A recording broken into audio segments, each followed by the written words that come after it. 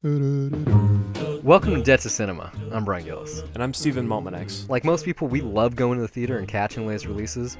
However, it can sadly put a big dent in your wallet. Fortunately, living in the digital age makes the viewing possibilities endless from the comforts of home. Many of these films that you can see right from your couch, we're ashamed to say we miss, despite labeling ourselves cinephiles. So join us as one or both of us cross off a title from our list of shame. It can be an all-time essential classic, or an underrated piece of cinema that's worth giving a shot. Hell, it might just be some trashy film we want the other's opinion on. So sit tight and join us as we pay off our debts, $1 at a time. The snow, then I am dreaming of a white Christmas with every Christmas card I write. Second time on this show. We did the You've Got Mail. We did this. You think maybe we're going to do Sleepless in Seattle? No, we Steve? can. I think that's by you, though. I don't know if I'm going to pick that one on purpose. I'm pretty sure it's going to be Valentine's Day pick at this I'm one. going to have to counter that with My Bloody Valentine, then. That's a good one. I still want to see that. Which one, though? The original or the remake? Of course, the original. Fuck if I know. I haven't seen either. No, the remake is fun, but I don't think it's essential. Probably not good if you don't see it in 3D Exactly. either. That's probably the reason why. Yeah. Tits in 3D. Yeah, that was the You big gotta love selling it. point then. I would take it you had never heard of this movie. Not at all. It is one of those. I own this. You know, I like telling you about. Oh, I got this for 25 cents at the bargain. This is one of hunt. those? This is one of those. And when I bought it, I thought that I'd never seen it. I'd seen the title. I think I'd seen my parents watching it, but I'd never seen it. Turns out I had. It's that forgettable. Maybe I watched it with my grandma. I don't know. But I had no recollection. It was just one of those. I was so young. Totally forgot the whole experience, and then I'm watching him like, this seems really familiar. I already know this joke. I know the punchline before it happens. I know it's gonna happen. Like, the whole movie felt like that, and it started off, I was like groaning. It was so bad. The dialogue was so horrible. The setup was so bloated, and then once everything started going, though, once it got like really topsy-turvy in the third act, I really liked it. I wasn't expecting to. I liked how bonkers it became. Yeah, I like this movie actually, because it is it's really. supposed to be. It's very very weird though. Like absolutely. Oh, yeah. I think right away this movie. I don't want to know. I don't know if it's right to say that it wants you to hate it, but you just know that a lot of people are going to hate it because it's so polarizing and.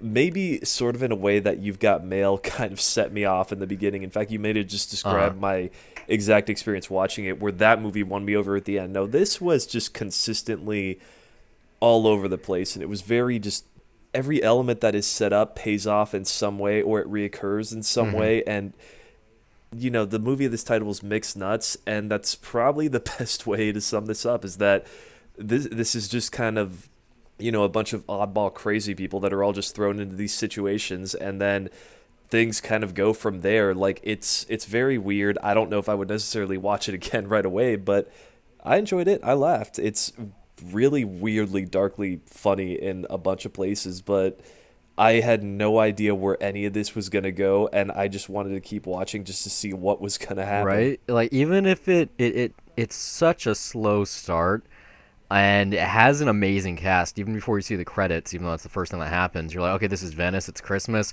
You got Steve Martin, obviously, like Madeline Kahn, Juliette Lewis, Adam Sandler. You have Gary Shandling, like Rita Wilson. Like, everyone is someone, even if they weren't someone yet, like Liev Schreiber.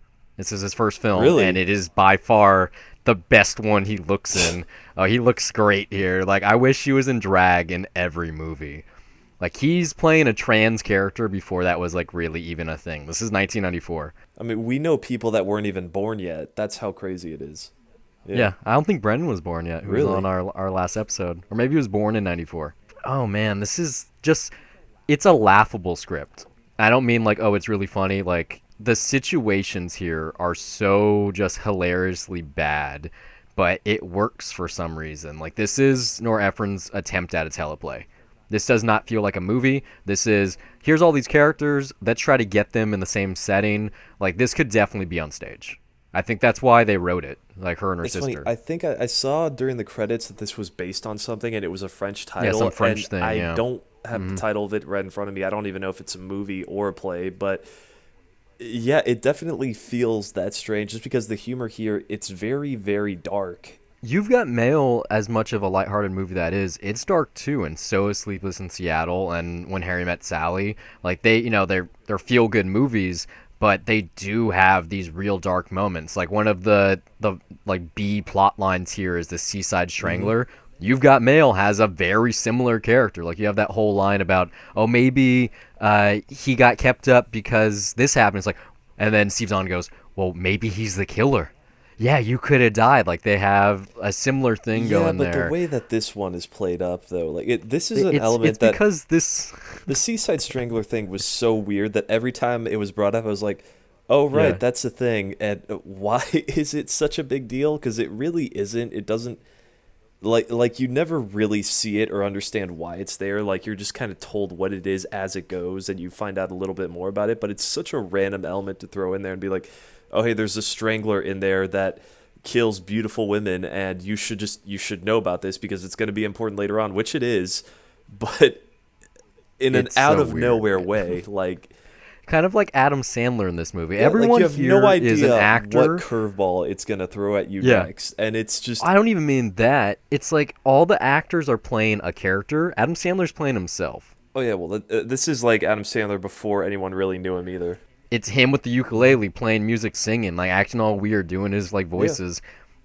Almost none of it seemed like it was on the script. It was just like Adam Sandler, I've seen you on SNL, go for it. Like he's even wearing like an outfit that he wears in SNL here, where like at the Christmas party. Like it's so weird, and I like weird movies. It's like Jon Stewart is in this with Parker Posey. That's the rollerblading couple with the Christmas tree, and it's so random. Like Jon Stewart has like one line of I dialogue. didn't realize it was him until like I saw him in the credits, and then I had to look on Uh IMDb huh. and be like, wait, Jon Stewart is in this movie, but I saw him literally Mm-hmm. moments after the credits because it's more like you hear Yeah, him, you see but him for you a second.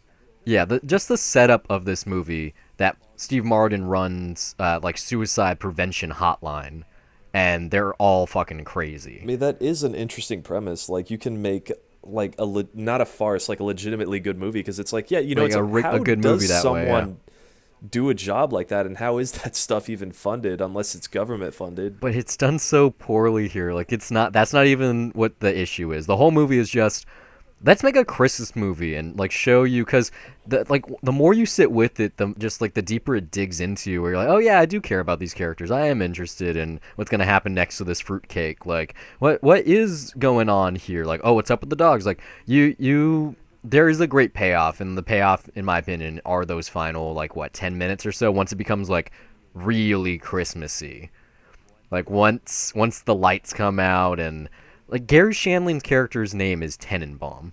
That's how on the nose this film is. And then sure enough, he becomes a Christmas tree later. You can't get away with writing something like this unless you just made Sleepless in Seattle. No, really. This came out in 94. Seattle came out in Hmm. 93.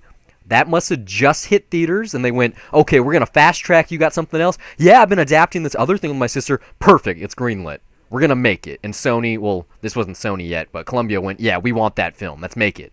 And it tanked so hard. Like this was one of like the worst reviewed films of 94. I'm not It made surprised. no money. Like this is the year with Shawshank Redemption and Pulp Fiction. Forrest Like Gump. and Yeah. this. Like Tom Hanks is in Forrest Gump. His I don't know if he was married to Rita Wilson yet, but she's in this.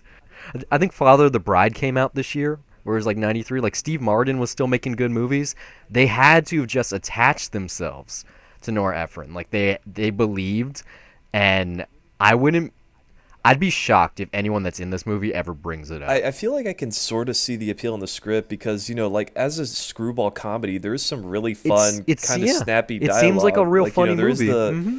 there's that bit that keeps playing back over and over again of like, oh, I got to see my dead sister's husband or dead husband's sister. Like Husband it keeps sister. going back and forth, and it's like, you see that playing on words where it seems kind of It's funny, fun, and that, like there's always kind of these weird but lines of then dialogue that happen in there where you're just like, did I hear that? But then they keep going. It's like, oh, I wanted to fax you that I was gonna break up with you, but you don't have a fax. And yeah, it's like, you yeah, don't have a but then fax they keep machine. going on and on and on with it. Like you don't necessarily get the time to process the line, and it's kind of fun and playful in that sense that as polarizing as this thing is, I want to say no, things like that are legitimately good. Like it does take skill to set that up and have all these things pay off in the end, which is like it is a risky move to like just make something this very weird and out there, but they really do it confidently. I don't know if it is just that the Ephrons are better at the straight up rom com. Maybe Because I didn't care about this relationship at right, all, and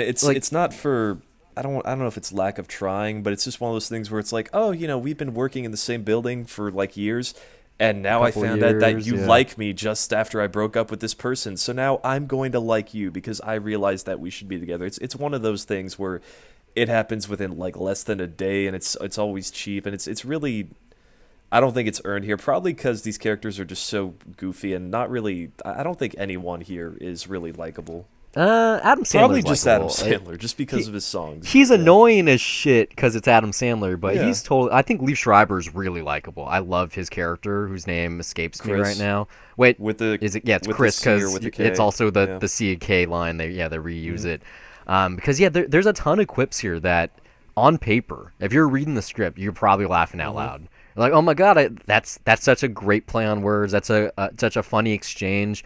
A lot of them, especially when you get further on. One that I really loved is that guy that keeps on calling, try to like have phone sex or like phone rape. You mean the killer the from Black female Christmas callers made a cameo in this movie? a little bit. I'm watching and this so close. I was just thinking like, oh hey, it's that guy. He made it. It kind of sounded like Cheech Marin to me. A But little bit too, actually. like calling.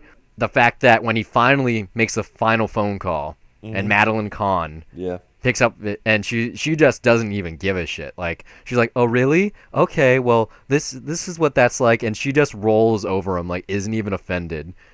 She's just so I don't even know the right word. Like she's got cobwebs down there for most of the movie. Like she's such a hard ass until she actually gets laid, and then she's pretty fun. By the But guy, just- you know, so many, again, another weird thing. The dog walker and like her accusation is like, I know what you Yeah, do with those dogs. do with those Like, dogs. Are you seriously putting the thought of bestiality into our heads? Like, is this what this movie is trying to do?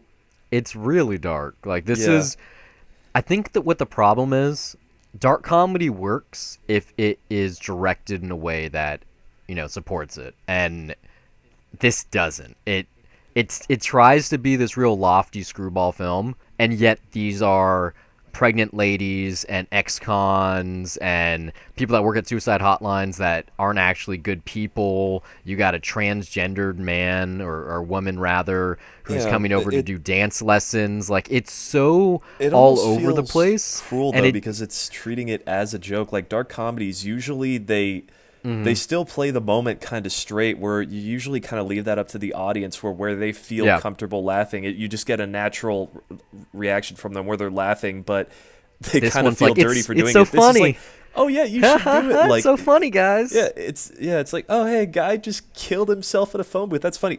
Well, hey, if it's serious, maybe they'll call back. Which there was perfect timing in that joke, but Just click. It's like, Just click. geez, that's pretty grim. Click it. Yeah. Just click it. There's like three things in this that I really loved, because like I said, the further I sat through it, the more I liked it. But I think the first moment in the film that I actually went, "Oh, this is fun," was Robin Reiner's cameo. I I love don't know that why character. he's in this movie though. Like, he's He fun directed When in Harry it, Met Sally. But I seriously have no idea why his character is here. They just because he plays the He vet. directed When Harry Met Sally. That's why he's Okay, in no, it. no, but I mean his character in this movie. Like, it's nice seeing Rob Reiner in movies, but I think they just needed a straight man. Yeah, it just seemed like a convenience of like, oh, hey, we're gonna take this guy to a doctor. I know a vet. You're really gonna like this guy. He put my dog down, and it turns out to be Rob Reiner, and I don't know why. It was just like these people are so weird that someone just got hurt and has a concussion, and their first response is let's take him to a veterinarian. Yeah, though they didn't That's really the joke. do much with him. Really, he's just kind of there as a prop, and that's why I'm just. I kinda really like, liked why? him, though. Really, I mean, it's. I love the it's dialogue he tough had. not He's to talking like about Rob like, Reiner. it's like, why do women have 12 pillows? How many does your girlfriend have? Yeah, like 10. Like, what's up with that? They got a circular one that's a star, and every time you go to sleep, they take them off the bed, and then after you go to sleep, you put them That's back one of on the the things, bed. though. Like, you feel like you could follow him in his own different movie. Like, he's got his own story, but you throw him in this, and it's like, well, he really doesn't have anything to add except for He the comes fact again, that no, he like, can kind of everyone that's deliver a set- human baby at the end because he delivers. Yeah, the animals all the time. Like there's a payoff for that. Like most of the little jokes here have a payoff. The dog guy, like the Adam Sandler, like almost everyone that shows up, even Gary Shandling's character, they all get this little payoff, even if it's not the best one ever. And I liked it. Like I said, I'd already seen it. I forgot that. But the bigger scene that I loved, and I already alluded to it, is that dance number. Have you ever heard of the Orange County Mambo competition in 1968? Yeah, I went with my sister and we won. And let me tell you, never listen to someone they say you can't accomplish something. That is a good setup for that. That whole dance number was fantastic. I thought I was like in stitches because you're watching them. We're like, well, they're actually. Steve Martin takes a while to warm up, but then once he's comfortable, he's like, oh, they're actually dancing. Yeah. And you have that fantastic moment where he leaves the apartment, he comes back, and then Chris is like, oh, it's right where we left off, and he tries to do that throw, and he fucking loses it. He's like, what is wrong with you, crazy Chris is person? Just kind of going nuts. Is pretty much up there in the clouds. But I swear that moment, it had to. I didn't see the poster for this movie, but that's like a poster moment where someone is grabbing Steve Martin and he's up in the air and he just makes that face. That's exactly what that looked like. It fits, right? Like I thought that was pretty funny. I'm going to post it on Twitter. It's the stupidest fucking thing. The DVD case I have, on the front is a That's it, picture when he's of getting Steve picked Martin. up and screaming? No. He's wearing a Christmas hat on the front. No, that's lame. On the back cover, it's just a picture of him. And when I picked it up, I was like, what the fuck? Is that the same picture? I was going back and forth. It is literally the same picture. The one with the Christmas hat is photoshopped. This is like early days Photoshop. Like, I'll have to post this video online. I already took it. It's the weirdest, zaniest thing. It's like, are they really that lazy that they literally put the same exact picture on both sides of the DVD case? Totally representative of this whole movie. For instance, when Rita Wilson and Steve Martin have their first kiss and they're in the bathroom, you have that hot ice that, like, is pushing smoke or, hot ice machine, okay, what you fucking call it, like a smog machine. Their first kiss is so magical that they're in the clouds almost. And I was watching, I was like, are you serious right now? Like, did they really just pull that off? And then like 5 seconds later, you get Haley Joel Osment with a cameo. Like, it's so weird. Hey, mommy, look at Santa. Like, I don't know why I like this movie because I hated it for so much. Like, I think like the first 20 minutes, I was kind of hate watching it. I think it's funny, really. I mean, in a very grim way. Like, honestly, it's almost funny.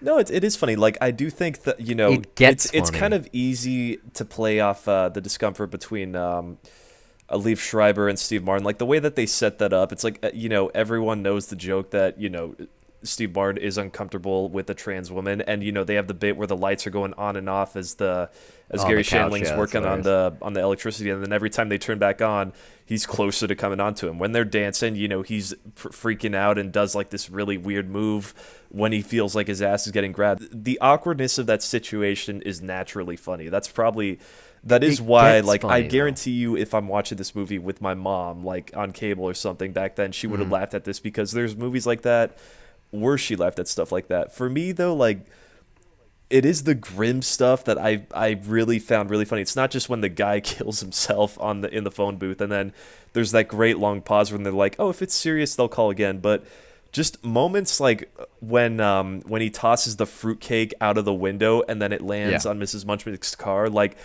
I was like kind of holding it, about to laugh in stitches at that reaction, but I was by myself, so obviously I couldn't.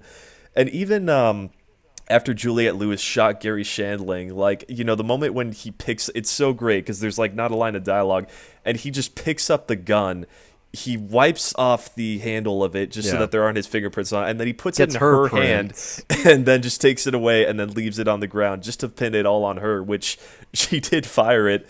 But just the way that happens is just the really dark moments. I mean, this is how absurd this movie is. Like, Gary Shandling is turned into a tree. His corpse is turned into a tree. You said it earlier. And his name is Tenenbaum. It's like, which means Christmas tree. The fact that this movie has the audacity to do that, and it's not like it's weird because it's a movie that is so random in what it's doing, but it's very confident in just putting together all this mayhem and just having everything collide together, like all these reoccurring elements that just, like, the rollerbladers are like such a weird thing to have, but then they all paid off as like everything just collides together in the end, and just it's one big crescendo. It's not some lazy piece of screenwriting or anything. Like, it's colliding all this shit together on Christmas. Like I don't know. It's like I enjoyed it, but like I think it's weird to recommend because I still don't think you can really like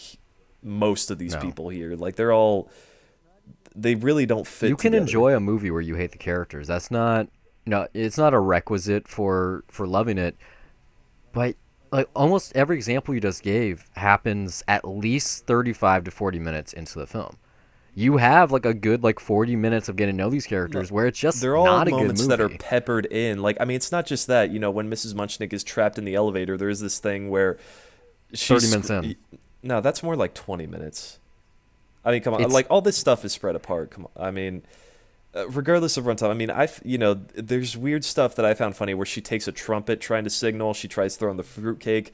She takes out that beatbox thing or whatever it is, and just starts singing random things that rhyme but don't really fit. Like, what was the line? Like, I'm going to hit myself in the face. it's Like, it's Madeline Kahn rapping in a stuck elevator. yeah.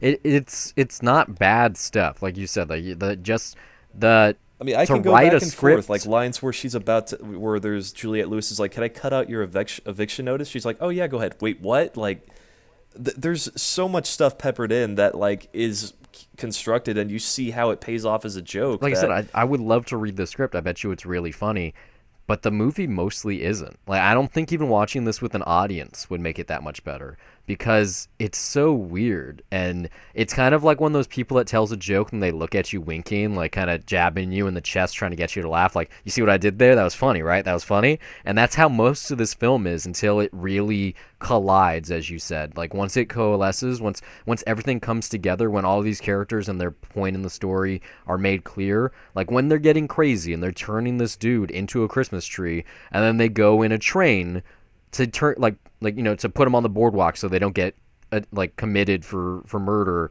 and it just goes crazier and crazier. You got Juliette Lewis dressed as the Virgin Mary, and then she births her baby in front of a big Christmas tree with carolers and like not snow because it's Venice Beach, California, but basically, you got like the suicide attempt that is reverted, you or reversed, like the suicide line pays off. Steve Martin, who's only good on the phone, is able to do what he does on the phone in person.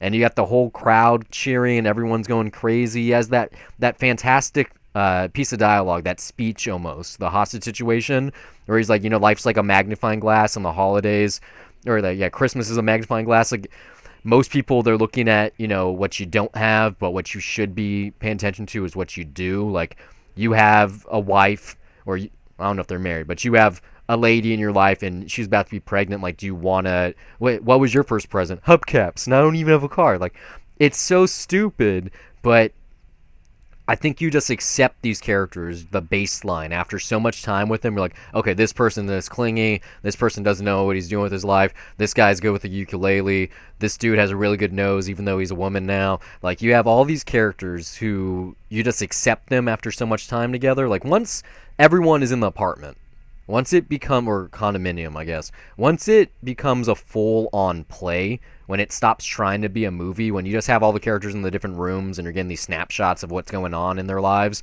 that's when it becomes good. When you're no longer bouncing between Juliette Lewis's place, Steve Martin's place, the rollerbladers on the boardwalk, this thing, going to the dog hospital. Like, once it drops all of that, once the editor is no longer paying attention to what the different settings are, and it is literally one place, one room, one boardwalk, when they're all together and they can actually bounce off of each other instead of having two people having funny lines, when you have like seven at the same time and you're like, ooh, who do I want to watch in the frame? What's actually going on? It becomes fun. It becomes twisted. It becomes a really good watch. But I had to wait. I had to wait so long for it. I can't buy this one. Like, yeah, I bought this for 25 cents. It's worth 25 cents. Like, this is a fun, oh, it's Christmas. Do you like Sleep in Seattle? Do you like You've Got Mail and When Harry Met Sally? Do you want to see what Nora Ephron made besides those things and it's not nearly as good? Check this out. It's going to have an amazing cast. You're going to enjoy the cast. Yeah, like this wasn't even a streaming movie. This is a video store movie, and that's how I got Yeah, it, and that fits. totally video store movie. But it's just not good. Like there's no way to say it. It might be enjoyable. There might be some really good quips. There's a dance number that I wish is on YouTube. I hope is on YouTube. I can like send it to people. Maybe like kind of represent this episode. Like, have you seen this clip before? No. Okay. Don't you want to hear what the rest of this movie is like? Because I don't know. I just don't. Certain directors can only do certain things. I don't think Nora Ephron can do this. I think that's why it failed. Because the script is fun. Yeah, I can understand not liking it, but I can't say it's not good. It's not good. I can't say that. No, like, 'cause I seriously do feel like this is deliberately made the way that it is just as batshit crazy as it is by intent. Like, there's nothing about this that felt false to me, like they didn't know what they were doing. It felt like, even if it doesn't stick with me that much, even if it doesn't resonate with me, it felt confidently made. And that's the sign of a good movie to me is a movie that you want to make by There's intent. 4 versions of a film. There's the film Imagine, the film Written, Yeah. the film Shot, and the film Edited. The first 2 here are awesome. In her and her sister's mind and on the page after Imagine, this is a really good movie. But what they filmed is not. I've never seen Steve Martin so unlikable before. And I've seen him in quite a lot of things. Not likable by design. I don't think any of them that's are not likable. the thing. Steve Martin is the kind of actor where it doesn't matter what movie it is, you're gonna be rooting for him, just like Will Smith. I've seen a lot of bad movies with Will Smith in them, Wild Wild West being one of them. It doesn't matter because he has such great screen charisma, such screen presence that you don't give a shit. You're gonna love it anyway. Steve Martin is like that too. All right, and see, yet but you're here, applying his persona and his presence in other movies. You're not taking him for the way that he's No, written him. here, which I think he played it just fine. Mm-mm.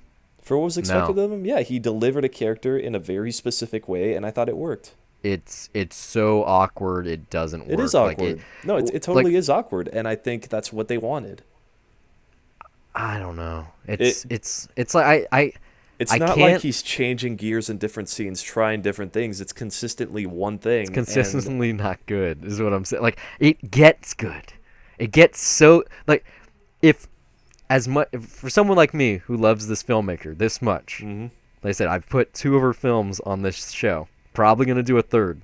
If I like her this much, and I can't like this movie as much as I love it at the end, like when it coalesces, like I said, when it gets to the final 20 minutes, no, final like 30 minutes, it's so much fun. It's so wacky. It's amazing that it's all over the place and it goes there, but it's pandering. Like that's the right term. It feels like this is like a vaudeville act, and they're looking at the crowd going, "Why aren't you laughing yet?" I wish I had like popcorn when I was watching it, so I was like distracted. The best I can say is that yes, I think it's very weird, and I think it's good. Like that's really all I got. Because I don't see us really agreeing on this point. I think it's good enough. It gets good enough. Fair enough. But I really wish that the kind of spirit that is prevalent in the final 30 minutes was there from the beginning. Like the easy way to do that, instead of finding a way to get all these characters in the same room, is start the movie with all the characters in the same room, maybe. I don't know. I mean, no, see, for me, it works. Like the way that they start this, everything about it is off. I mean, you have Christmas music playing in Southern California. Like you see a snowman just skating around like by the beach where it's hot. Like there is... Everything about this movie just feels weird right away because there's nothing about it that feels like Christmas. Yeah, but The Nice Guys, Lethal Weapon, different movies. And Die Nice Hard, Guys is totally different movies. But I mean, come, I'm saying these are all Southern California saying the way Christmas that this starts movies. tonally, and like when you're seeing rollerbladers deliberately like kind of staying by Steve Martin for a little bit and at a close proximity where it feels awkward, like just by construction, by design, it feels off-putting. And I think that's intentional. So, yeah, for what it is, I think it's good. I don't know if that was an intentional thing. Yeah, I think it keeps going with that. It's been it's consistently that strange throughout. It maintains the same feel throughout the entire movie. I think that, if you maintain that, then I don't think you're fucking up. You're doing something on purpose. And for what this movie tried to do, for what I think it tried to do, yeah, I think it succeeded, and I think they did a good job of doing that. It's hard for me to understand how someone who makes these Nora Ephron made a lot of movies. but why would you try to alienate your viewer? Like I don't. You I'm might into maybe you some want to really weird try shit. doing something different. Like I think it's She hadn't good. done much at this point though. Like I Yeah, guess that is the maybe she perfect felt like time. Sleepless in Seattle Uh, was a hit. Maybe she felt like she just did the apex of romance movies and wanted to go a different no, direction. like I don't you know. haven't seen it. I Sleepless have in not seen Seattle it. is also weird in the same way that You've Got Mail is weird, Hmm. but it's like it's a normalized weirdness. It's in the way that it's like, well, everyone on the planet is weird. That's just like kind of show that, like, oh, let's have like one of the very first online romances. Let's have one of the first phone call romances, And then this one is just, let's just show a lot of weird people doing weird things, acting Seriously, I real mean, just based on the goofy. title of this movie, you don't think it's a fitting title for what the end result No, is? it's a Like, fitting it's not title, just about especially that that's not what the stupid thing where he says, "Hey, my dad was hit by a truck full of mixed no, nuts." It's it like kind of was though. that's kind of a lame callback. But like as a title, it's like, yeah, if your title is supposed to describe real quickly what it is that your movie is about, then yeah, this movie nails that. Like a perfect Sorta. reflection of what the final result is. I just don't know what it is about it though, because this is a movie to talk about. We talked Yeah. about it for 30 minutes for a reason.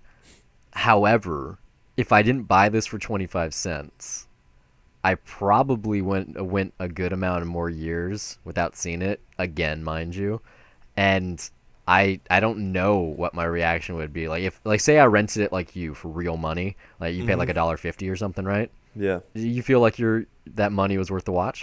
Yeah, I feel like it was worth my time, but I mean, I think what you're trying to get at here is appeal, which I don't think this movie appeals to anybody. Like at the end of the day, Yeah. I am glad I saw it, Yeah. but having this show is part of the excuse that it gave me to see it. If I had ever like really looked it up online, I probably would have quickly browsed the reviews, saw the 6 or 7% on Rotten Tomatoes, and been like, okay, yeah, I can leave that. But I mean, yeah, it's something that's very, very strange, and I'm not really gonna recommend it to everybody. But I would just say, hey, if you're comfortable seeking this out and you really want to see how weird this thing is, by all means. And at the end of the day, no matter what, you're gonna have an opinion on it, and it's totally gonna alienate more people than they're gonna like it. I like it because it's very weird and it's very dark, but it's not really gonna get rewatches from me. It's just it intrigued me, and I was never bored during it, and I just wanted to keep watching and just see what curveball they were gonna throw next, how crazy it was gonna get, and it paid off for me. Like, it wasn't necessarily an amazing conclusion, but it just kept fucking getting bonkers. And I was like, yeah, fuck it. Why not? Like, this is what you want to do. Like, they made something that I'm not going to forget, so that's I got to be a did. sign of a good movie already, right? No, I did forget this though. I don't know if I'll forget it again.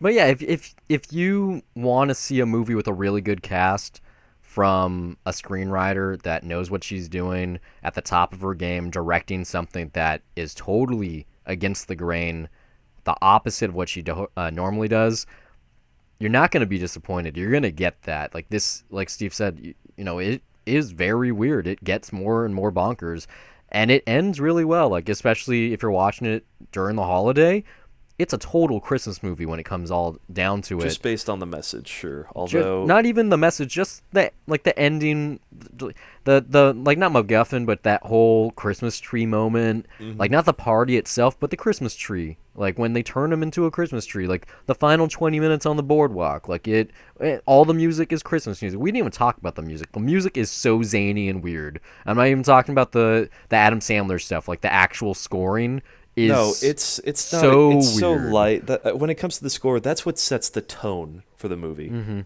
And it is strange that this feels so light, but then again, I don't know. Maybe it's effective in the sense that it just makes this movie feel even weirder. So I don't know how to best articulate it, but maybe there's something It's positive to be said for that. They're not It's comparable really because something that could just exist in its time based on that.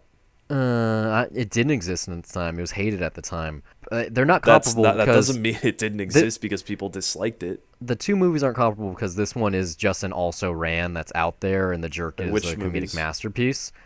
This and The Jerk.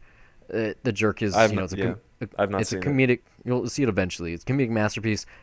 Everyone in that movie is weird. There's a ton of weird moments. It's all over the place and zany. It stars Steve Martin also, except that one, it's like Carl Reiner put out one of the weirdest, most hilarious movies you'll ever see.